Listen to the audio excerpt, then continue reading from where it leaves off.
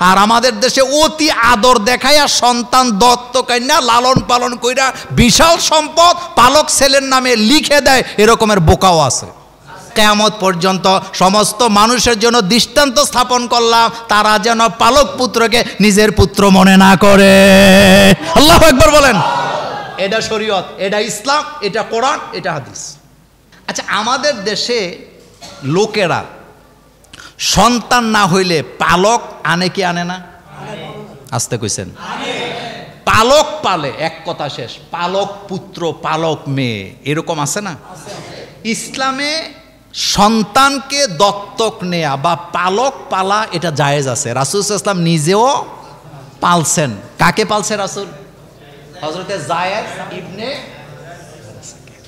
কথা কি শুনতেছেন? যায়েদ ছিলেন রাসূলের পালক পুত্র। কিন্তু এখানে একটা কথা আছে খুবই গুরুত্বপূর্ণ। প্রথম কথা হচ্ছে, পালক পুত্র কখনোই ওরসজাত সন্তানের মতো অধিকার পাবে না। তার মানে পালক পুত্র যদি অ্যাডাল্ট হয়ে যায়, যেই ঘরে পালক পালছে ওই ঘরের মহিলারা ওই ছেলের সামনে যেতে বলে না কেন, যেতে পারবে না। 2 নাম্বার, যারা পালক পালছেন তার সম্পত্তিতে পালক সন্তান অধিকার পাবে না, কারণ এটা ওরসজাত নয়। যদি কিছু দান করে সেটা পাবে, কিন্তু সম্পদ পাবে তার রক্তের লোকেরা, তার ভাতিজা, তার ফুফুরা, তার ভাইয়েরা, তার বোনেরা পাবে, কিন্তু পালক সন্তান পাবে না। আর আমাদের দেশে অতি আদর দেখাইয়া সন্তান দত্ত কন্যা লালন পালন কইরা বিশাল সম্পদ পালক ছেলের নামে লিখে দেয়, এরকমের বোকাও আছে। আছে কি না? এখন দলিল নেন। প্রথম কথা হচ্ছে, পালক পুত্র কখনো আসল পুত্রের জায়গা স্থান লাভ করতে পারবে না। আল্লাহ রাব্বুল আলামিন কোরআনুল কারীমে বলেছেন, ওমা জাআলা আদিয়াকুম আবনাকুম যালিকুম কাউলুকুম বিআফওয়াহিহিম। পালক পুত্র কখনো তোমার আসল পুত্র হতে পারে না, তাদেরকে পরিচয় দিতে হবে তার আসল বাপমার নামে। অর্থাৎ আপনি দত্তক আনছেন, পিতার জায়গায় আপনার নাম লেখা জায়েজ নাই। এটা তার যে বাপ আছে ওই বাপের পরিচয় আপনি তাকে ডাকতে হবে। কথা এখনো বুঝতেছেন না? তার আসল বাপের নামই হবে তার পিতার জায়গায় তার বাপের নাম। মনোযোগ দেন, মনোযোগ দেন। আসল জায়গা অর্থাৎ আসল বাপ যিনি, তার নামে পিতার জায়গার নাম হবে। এখন আপনারা বলবেন, মোল্লা ভাই এটা যদি করা হয় তাহলে আমরা যদি তার বাপ মার খবর না জানি, এরকম হইতে পারে না? বাপ মার খবর নাই, জানে না, তাহলে কি হবে?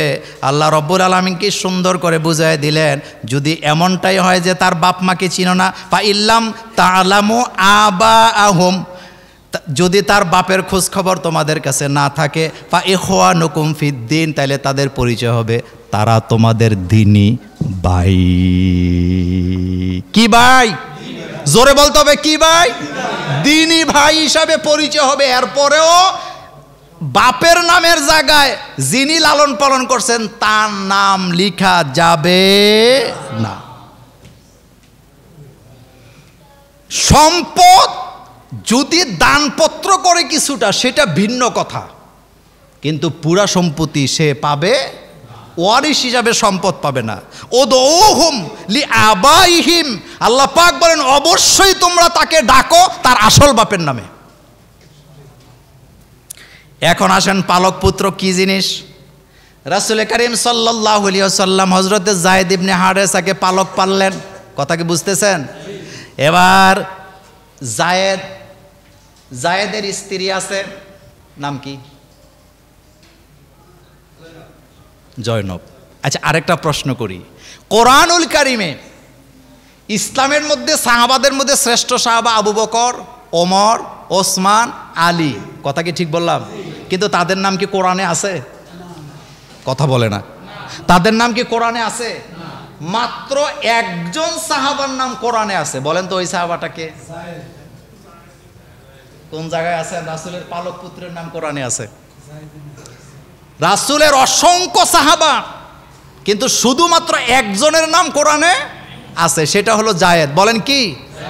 আমার কলেজার ভাইয়েরা, আল্লাহ রাব্বুল আলামিন এই কথাটা কি সুন্দর করে বললেন, পালক পুত্র যদি তার স্ত্রীকে তালাক দেয় তাহলে তার বাপ ওই মেয়েকে বিয়ে করতে পারবে, এটা হালাল করে দিলাম আমি আল্লাহ। এটার দ্বারা বোঝা যায় পালক পুত্র কখনো আসল পুত্র হতে পারে না। কারণ আসল পুত্র যদি কোনো মহিলারে বিয়ে করে আর ছেলে যদি তার পুত্রবধূকে তালাক দেয়, তবুও তার শ্বশুর হিসাবে তার বাপ কোনোদিন ওই মহিলাকে বিয়ে করতে পারবে না। কিয়ামতের আগে হালাল হওয়ার কোনো সুযোগ নাই। কিন্তু পালক পুত্রটা বিয়ে করা জায়েজ করে ওহী নাযিল করলেন কে? আল্লাহ। ফালাম্মা কাদা যাইদুন, এখানে জায়েদের নামটা আল্লাহ পাক কোরআনুল কারীমে উল্লেখ করে আল্লাহ পাক বললেন, হাবিব জায়েদ যে জয়নবকে তালাক দিছে, এলাকার লোকেরা, সমাজের লোকেরা আপনার জন্য বলতে পারে আপনি ছেলের বউ বিয়ে করছেন, এটার দিকে আপনি তাকায়েন না, আপনি তাকাবেন আপনার রব কি বলতেছে। আমি এটা হালাল করেছি কারণ এক নাম্বার কথা হলো পালক পুত্র জায়েদ আপনার পুত্র না, আপনার কি না, আপনি শুধু লালন পালন করছেন। দুই নাম্বার ব্যাপার হলো সে যখন জয়নবকে তালাক দিছে, জয়নবকে বিয়ে করাটা আপনার জন্য হালাল করে কিয়ামত পর্যন্ত সমস্ত মানুষের জন্য দৃষ্টান্ত স্থাপন করলাম, তারা যেন পালক পুত্রকে নিজের পুত্র মনে না করে। আল্লাহু আকবার বলেন। এটা শরীয়ত, এটা ইসলাম, এটা কোরআন, এটা হাদিস। আমি দৃষ্টান্ত স্থাপন করলাম, আপনি জয়নবকে বিয়ে করেন। রাসূল একটু দ্বিধা দ্বন্দ্বের মধ্যে ছিলেন, আমি কি বিয়েটা করব জয়নবকে, লোকেরা কি বলবে। আল্লাহ পাক বলেন আপনি অবশ্যই জয়নবকে বিয়ে করবেন, আমি বিয়ে করার জন্য এটা দিলাম, আর আপনি প্রমাণ করেন পালক পুত্র না।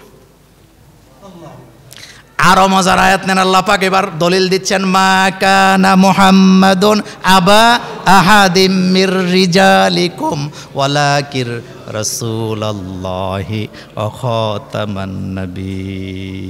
নবী গো, ও নবী আপনি জানাইয়া দেন, মা কানা মুহাম্মাদুন আবা আহাদিম মির রিজাল, নবী গো আপনি বলে দেন মুহাম্মদ সাল্লাল্লাহু আলাইহি ওয়াসাল্লাম কোনো পুরুষের পিতা নন। তার মানে মুহাম্মদ সাল্লাল্লাহু আলাইহি ওয়াসাল্লাম কোনো পুরুষের পিতা নন, কিন্তু বাচ্চাদের পিতা। কথা বুঝেন নাই, কিন্তু মুহাম্মদ সাল্লাল্লাহু আলাইহি ওয়াসাল্লাম কোনো পুরুষের পিতা নন।